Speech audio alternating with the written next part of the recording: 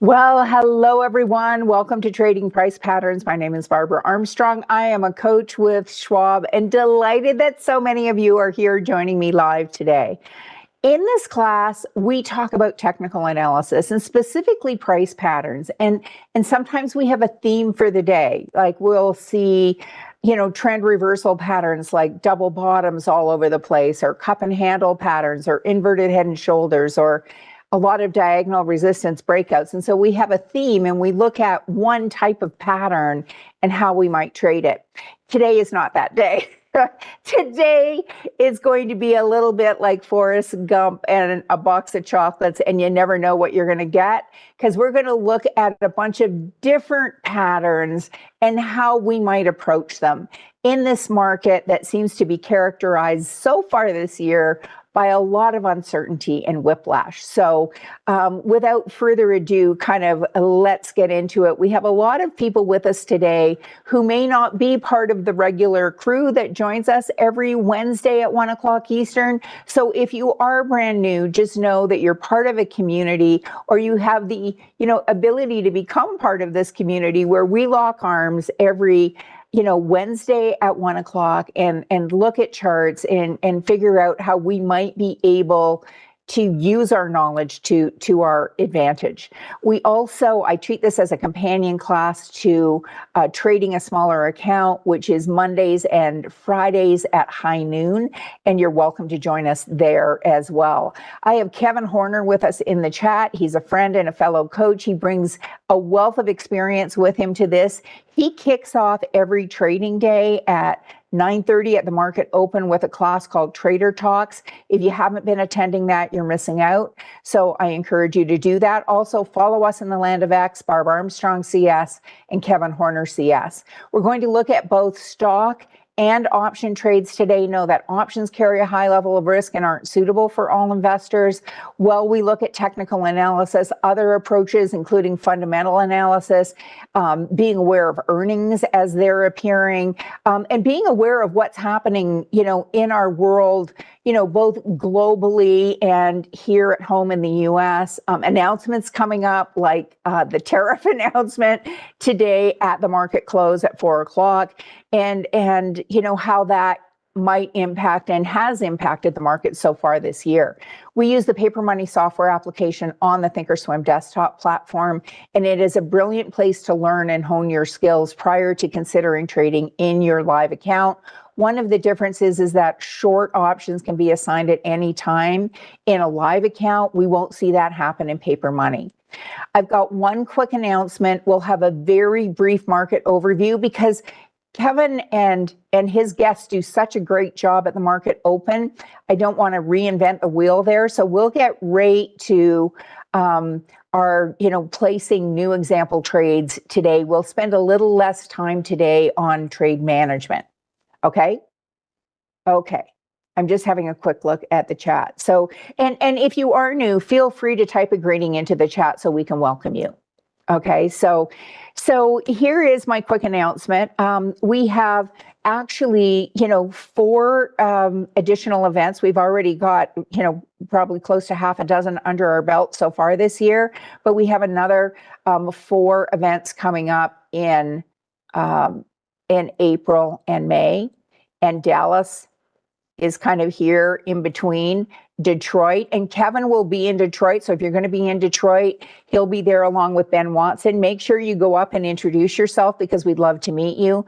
I'll be at the Dallas event at the end of April. This isn't on this slide because we had closed registration. We've reopened it. I think there are about 10 slots left. And again, if you're in Dallas, please come up and introduce yourself. I'll be there along with Ben Watson. Kevin will be in Denver, which is home turf for him. And then I will be at the Anaheim event at the end of May. And this AOS stands for Advanced Options. Dallas will also be an Advanced Options event. And the last one got really rave reviews. People were really excited to be there. And you can go to schwab.com to sign up for that. And you may be thinking, oh, wow, I just show up at this and already they're trying to sell me something. Let me share something with you. These are free. They aren't free for us to put them on, but they're free for you to attend. And if you come to that Schwab coaching, and Kevin will put a link in here, I can just put it in the chat, and there will be a link in the show notes down below, so you can come to this in-person events. And if you want to go to one of these, as soon as they open, I'd register, because they fill quickly. Like I said, I think we've got about 10 spots left. So there's one, coming up April, so next weekend, April 11th and 12th in Detroit. And then we've got Dallas, and just click on here, to learn more and to register. But they are free for you to attend. We'll provide breakfast, we'll provide lunch. Both days, if there's a parking fee, we'll cover that. So you just have to come, bring your laptop, because it will be an experiential thing. We'll provide the power and internet access for you. So these are great things. And when I was a client, I learned a tremendous amount by attending these events. And it's just great to be around like-minded people, right? So, and I still love attending those. Shashelle is asking, and how far out is registration open? So if I come back to this for a minute, if there is a learn more, so you'll see Detroit, Dallas, Denver, they're all open for registration, and Anaheim. And now the registration has opened for Miami. When it says here, registration coming soon, it means it's not quite open yet. So I just put a flag in, like if you want to register for New York, just put a flag in to check every Monday. Yeah, somebody said, I'm going to be in Detroit. I wish I was going to be in Detroit. I'm actually going to New York to play and have some fun. So Kevin is going to that one. Okay. I used to live in Michigan, and I quite love it there. I'm a little homesick, would love the chance to go back. Anyway, here's our S&P 500. Last year was up, 20 some percent. The NASDAQ was the same. And this year, since February 19th, we've seen, quite a pullback. And so if you're invested in longer term stock positions or, groups, whether it's, mutual funds or index funds or whatever they are. I mean, at one point here, we were down, we're down over 10%. And even with today's rally, where we're up almost 1%, we're still down 7.5% off that low. So, but going in over 10% down, that puts us into correction territory. And, the same on the NASDAQ. Actually, with the NASDAQ, we were down from that February 19th all-time market high, at one point, 15%. And that point was only 2 days ago. And so some are saying like, hey, might this pullback be complete? And other people are saying, could this just be another bear flag in this, pullback pattern? And the answer is we don't know yet. We also don't know what impact, the tariff announcements will have at the end of the trading day today. And how the markets might open tomorrow. And so is this a day where we just sit on our hands? And some people might say, yes, that's how I'm going to approach this. And other people might say, no, I'm looking for opportunities. And so I'm going to take advantage of the fact that the volatility index is, even though it's come down today, it's still over 20, which, if I draw a line here around this, 20 mark, we've spent a lot more time below it than above it. And what does that mean? Well, it could mean that if we embrace a selling strategy, we might get paid a little bit more for it than we might if it were trading, when the volatility index is lower. So, what kind of strategies did we want to talk about today? Well, the first one, I wanted 3 M's in there, is 3M. And this is kind of wash, rinse, repeat.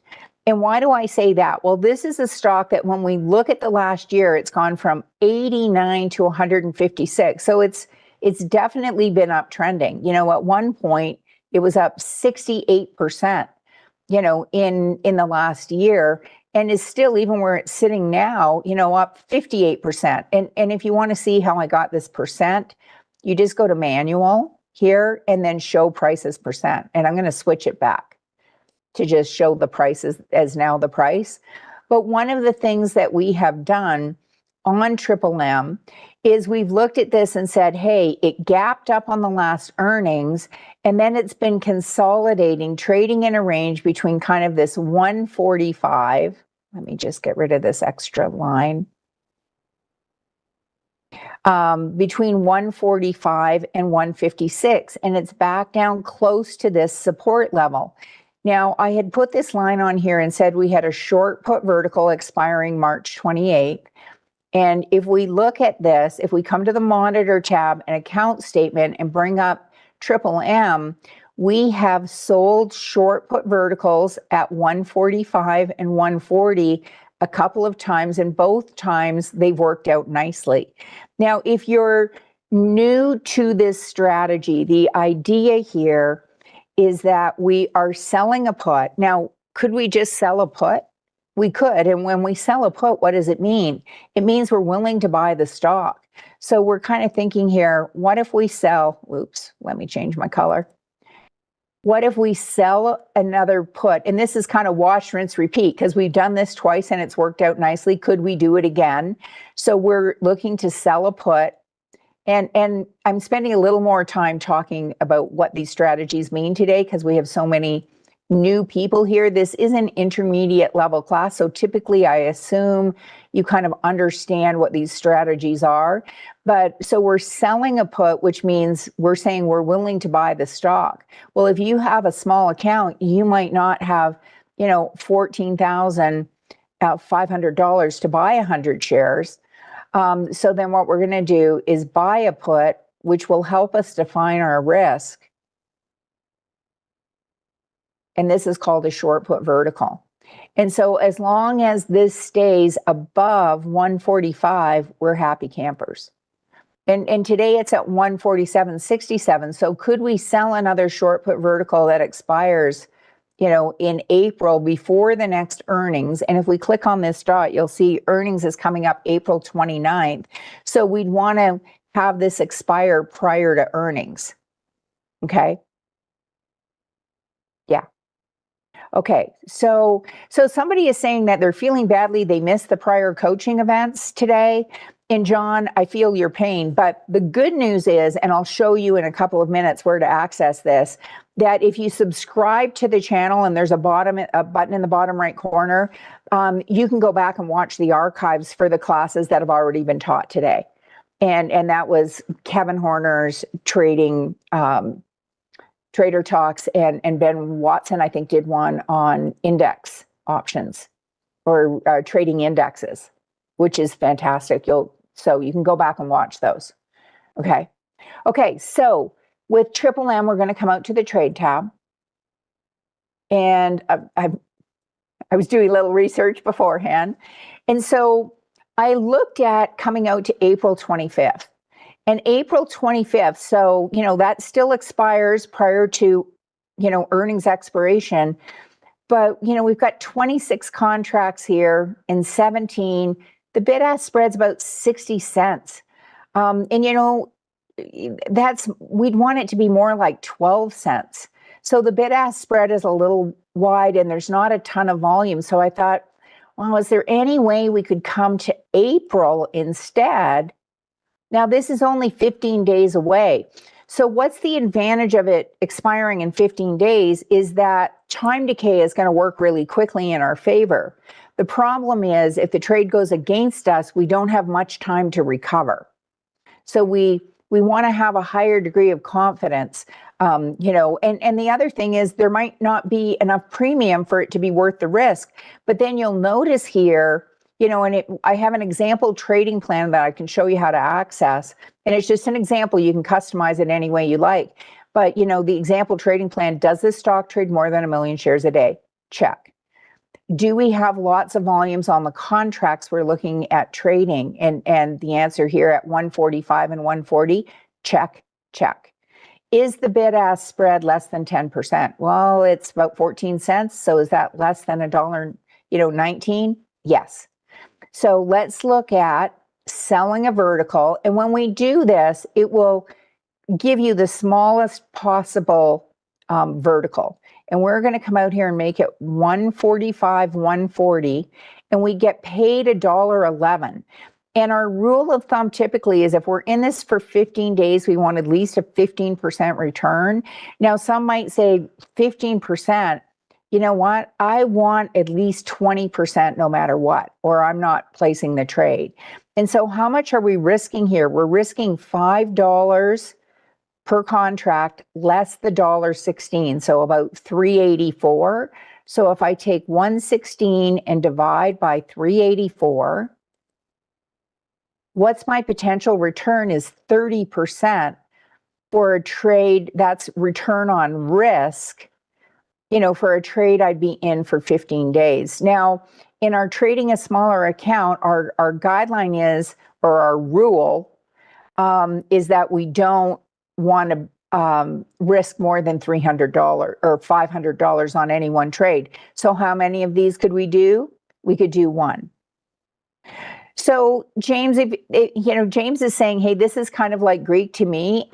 And if you're new to options, it's a little bit like drinking out of a fire hose in the beginning, but I do my very best to speak in English as opposed to trader speak, which is a language of its own.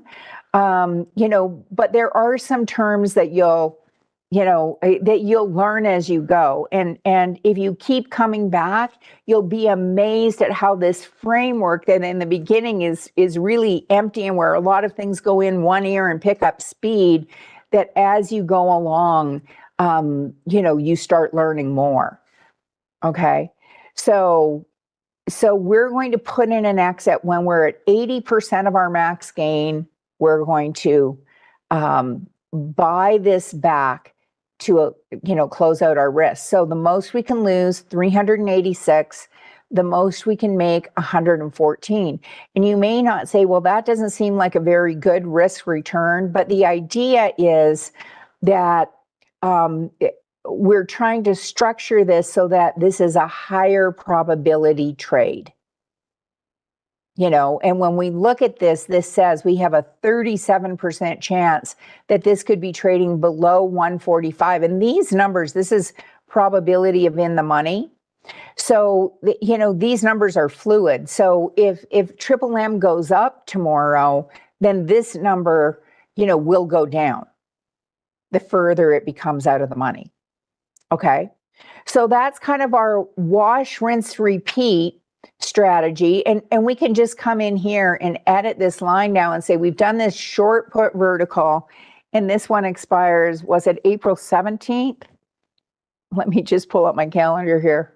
April 18th. So now when we come to our chart, if we're monitoring this and we place this trade when we placed it today. So we can put a little circle around here. And we can get rid of this circle because that trade is now gone. Okay. Yeah. Okay. So that's the first one. And this is kind of modestly bullish because as long as this stays above 145, the trade will work out as we were hoping.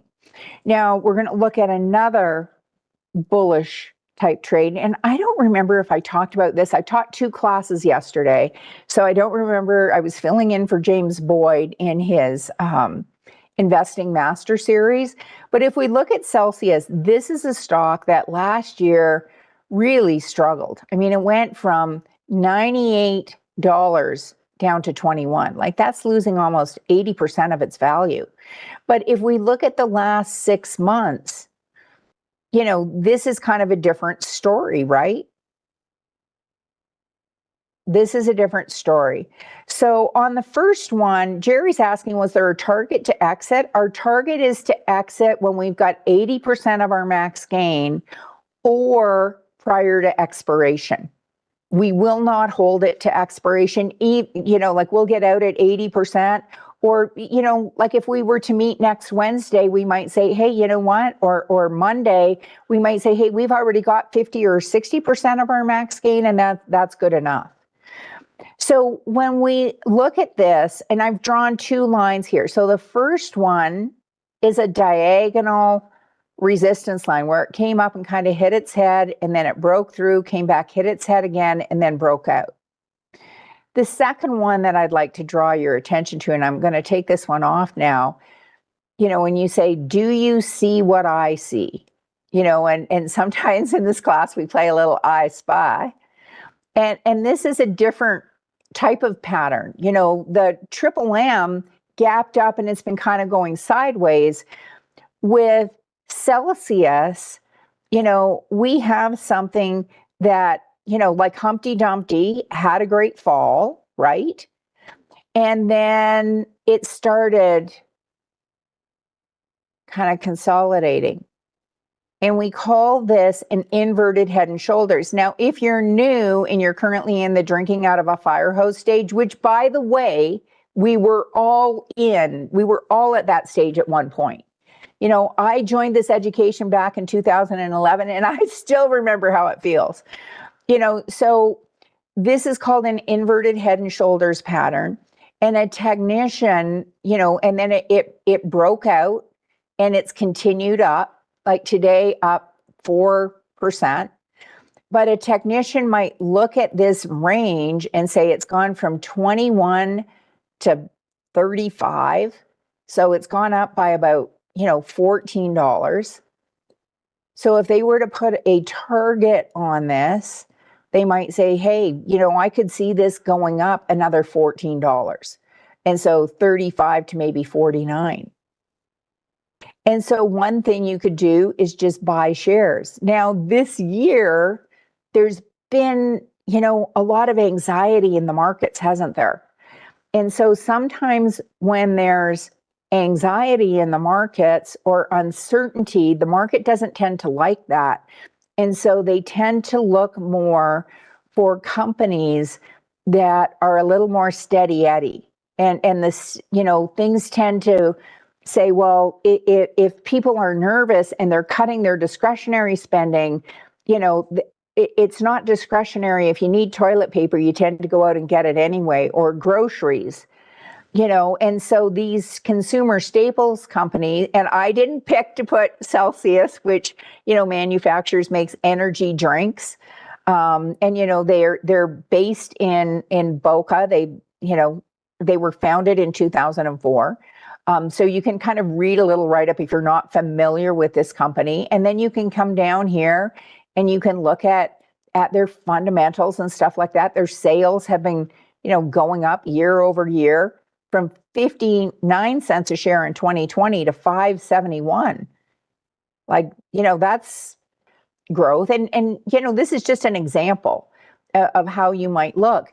But if we have earnings coming up, and we want to do this conservatively, and James Boyd talks a lot about this. So we could just buy the shares and we could have put a stop loss order in. And so that's one way we can do it.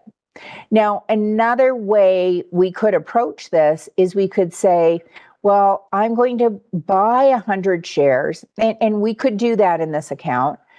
And I want to protect myself to the downside. So I'm thinking of buying a protective put. Well, what's the advantage of a protective put over a stop loss order? Well, with earnings coming up, if this were to gap down, we might end up out at a lower price than we were anticipating. If it gapped below our stop and triggered a market order to sell, we might not get out at the price we were hoping, or anticipating. If we buy the shares and buy a protective put at the same time, then by buying a put, what does it even mean to buy a put? Well, when we buy a put, it gives us the right to sell the shares at that strike. So it broke out here around this $35 mark. Maybe we could buy a protective put at 33 or 32.50. We just have to see what strikes are available and have that expire after earnings. And earnings is May 6th.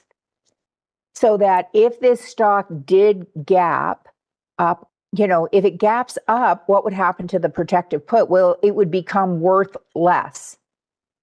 Okay. Now, one of our peers is going on this trip to Europe for a month, and they're going to be in Dublin, and then they're taking a Mediterranean cruise. And do you think that they might consider buying some kind of coverage just in case they or someone in their family falls, trips on the pier and breaks their arm or ends up with a concussion and needing medical care? And what their hope is that they don't need to use that plan at all. But when they get home, what will happen to that plan? It will expire worthless, but they'll have had a great trip. And what we would love to see is another move like this on the next earnings. And, the protective put that we bought might expire worthless, or maybe we can sell it and get a few pennies back, but we're okay with that because we want to be sure that we have that coverage. That enables us to put our head on the pillow and sleep well at night.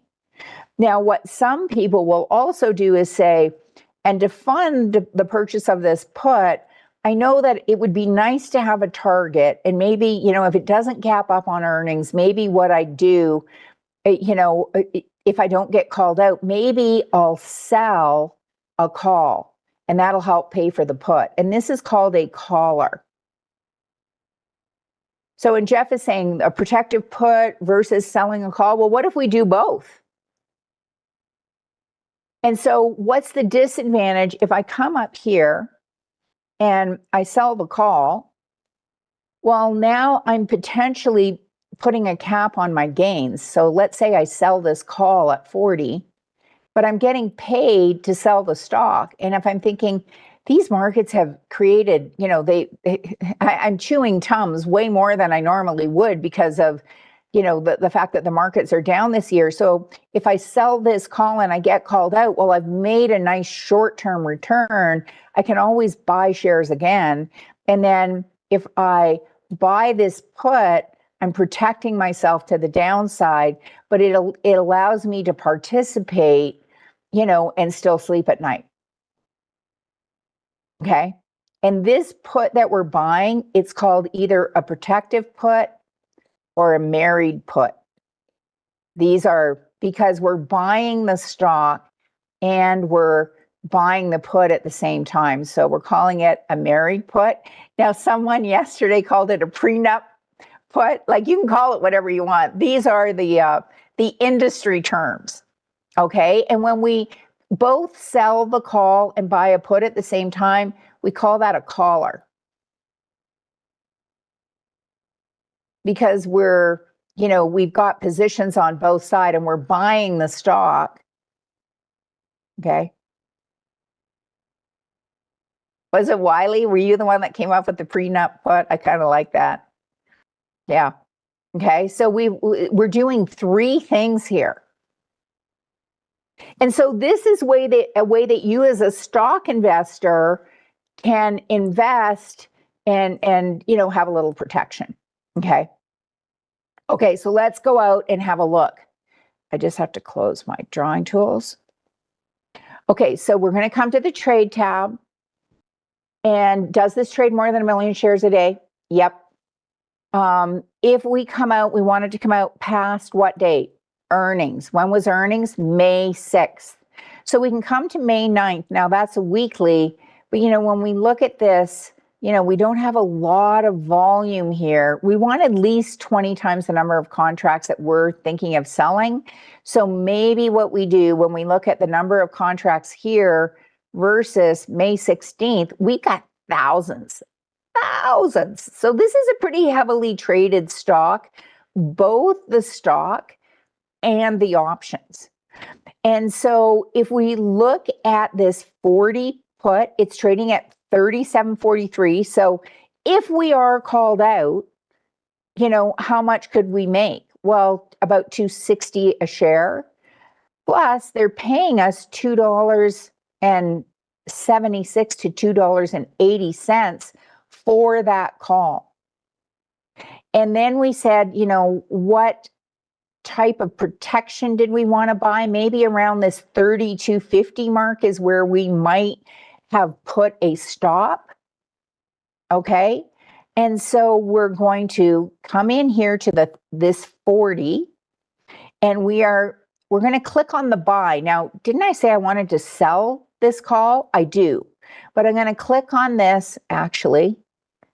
I'm going to click on this buy, and I can right click anywhere on here actually. I'm going to come to buy and covered stock. And what buy covered stock means is I want to buy 100 shares of the stock and I want to sell a covered call. Because that can be confusing. It's like, why is she clicking on buy something? I thought we were selling the call. We're both buying the shares and selling the call. Okay, gotcha. Now, how do I add this protective put, married put, cover my butt put, whatever you want to call it? I'm going to come down here to advanced order, single order, first trigger sequence. So that means if this order to buy the shares and sell the covered calls goes through, then buy me a put. And that's my protection to the downside. And this $1.55, how much of it are we hoping to sell this for? Well, what we're hoping, what the plan is, because I don't like hope, it's a 4-letter word in the world of trading, but the plan is for, what we'd love to see is for the stock to gap up on earnings and for this to be worth next to nothing. But for, this to, go above our 40. And so what if it goes above our 40 and we're called out? Like, how much can we make? Well, so if we look at this, we're paying 34, 35, 36.19 in total, because we're paying 34.61 plus this $1.56. So if I'm paying 36.19 and I get called out at 40, how much can I make? 381. And how much am I paying? If I'm paying 36.19 to get in and I net 381, that's a 10% return. It is like, that's not too shabby. In how long? In maybe 45 days. Now, what else? So let's go ahead and put this in, confirm and send. And we're going to put this,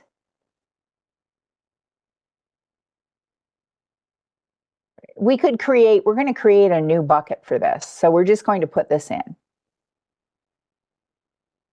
We're going to put this in as a stock with a collar. Okay, because it's, if we had just done this side of it, I'd call it a buy rate. And could our intention be to get called out? Yes, because we'd have a 10% return.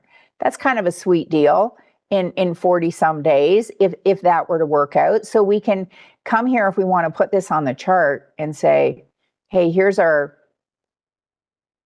covered call or our collar. And that expires May. What was the May expiration? May 16th. And we can say, show that on the right. And then I just took a stab at it, but we can tidy it up when we hit edit and make that 40. And then we can also come down here and we have our protective put at 32.50. So if we want, we can put that on the chart. And we'll discuss this in upcoming classes. So, stay tuned, and, this isn't a one and done. We'll discuss this. But so what if over the next month, this thing kind of goes up and it pulls back? Now, some people, especially when they first start out, they think like, hey, if this goes up through 40, I'm immediately going to be called out. Not necessarily. The probability of being called out isn't as high as you might think, but it can happen at any time, regardless of how much it's in the money. Now, if we got called out on this, let's say, you're on a vacation, you come back, you've been called out. Is that a bad thing? No. Pop a bottle of champagne. You just made your max gain in less time. But if you're not called out, and let's say it comes back and it comes here and, and we get to expiration and it's trading here, then this would expire worthless. This would expire worthless, but you still own the stock and you're probably up on the trade, right? And then what could you do? Well, could you do another wash, rinse, repeat? You bet your sweet bippy. So we could, maybe the next time sell the 42 or the 44, or we could sell another 40 and, receive that premium again. Now, what if it tanks and what if it comes down here and it gaps down on earnings? Well, we know that no matter what, we got paid this credit so we can keep that premium, and we have the right to sell it at $32.50. And so even though we might end up with a loss, it kind of takes the sting out of the wound having received this premium and then knowing we can exit at this price. Okay? Okay. Yeah, so somebody is saying, are you looking at when you're selling a put, are you considering the fact, so let's just say we just sold a put, and we haven't done that in this class. But if you just sell a put, like say, instead of buying this put, we sold a put at $32.50, chances are your broker will say, okay, I'm going to take $3,250 and I am going to set that aside just in case this stock is put to Barb.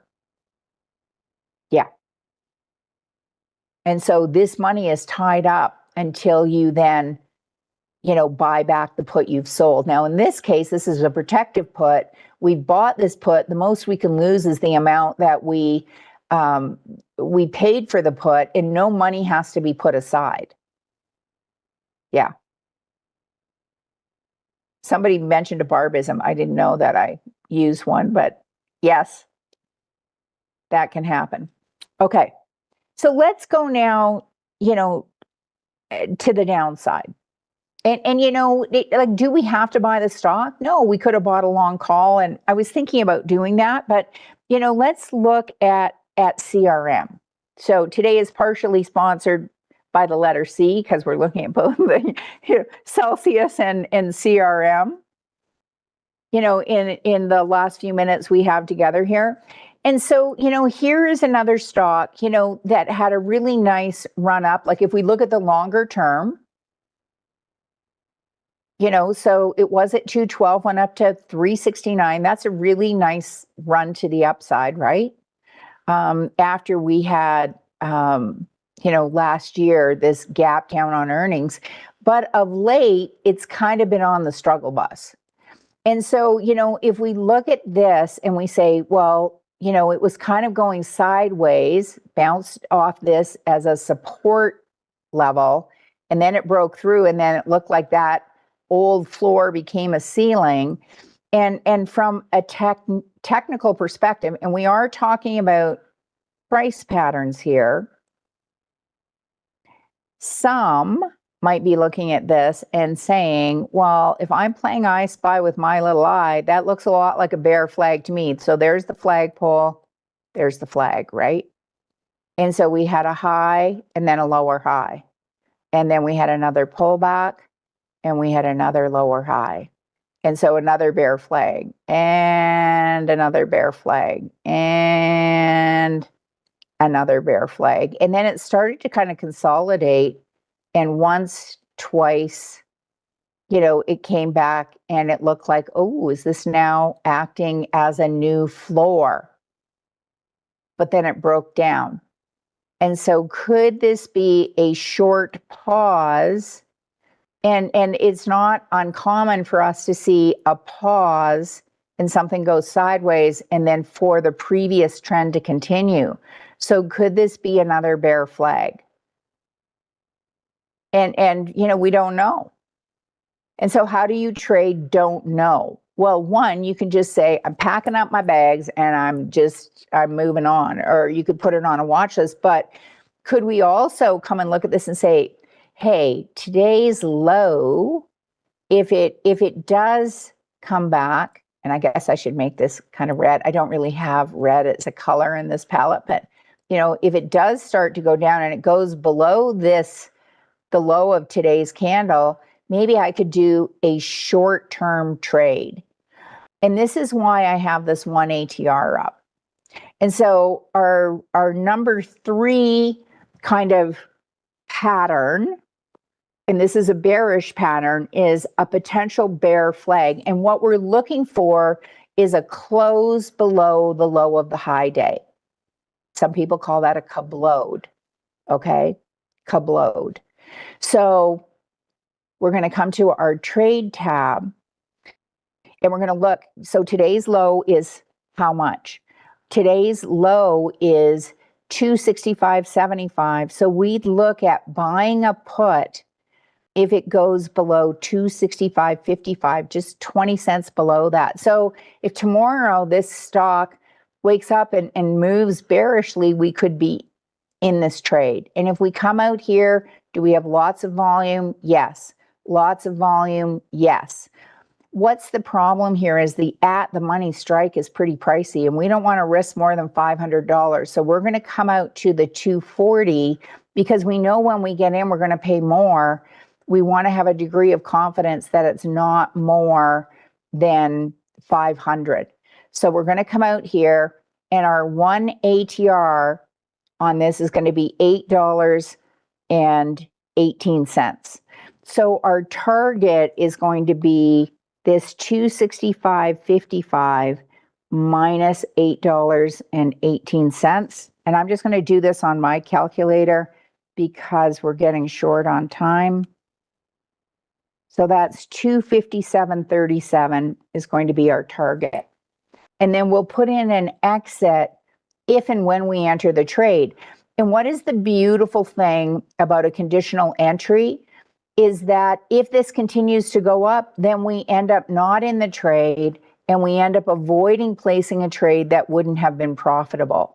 So we're going to come to this 240 strike. We're going to right click because we want to buy, and we're just going to buy a single, and we're going to come up and make it we're going to put in a target. So we're making this first trigger sequence, create an opposite order. And then we're going to make our entry a market order that's good till canceled because we don't want to buy it right now. We only want to buy it when. If and only if, just let me grab my conditional screen here. If and only if it goes below 265.55. If it doesn't go below, we don't want to enter this trade at all. And we'll look at this one again on Friday because this isn't a set it and forget it. If this goes up again tomorrow, we may either cancel the order or alter the entry. And then we want to enter, we don't know what the price of the option will be, but we want to exit if it hits our target, and our target would be at 257.37. So guys, you know, if you're new to options, man, you were drinking out of a fire hose today. I applaud you for sticking around and trying to glean what you could. There is a getting started with options series. So this we would put in our long put, and this is a conditional entry. This is just a note from us to us with a 1 average true range target.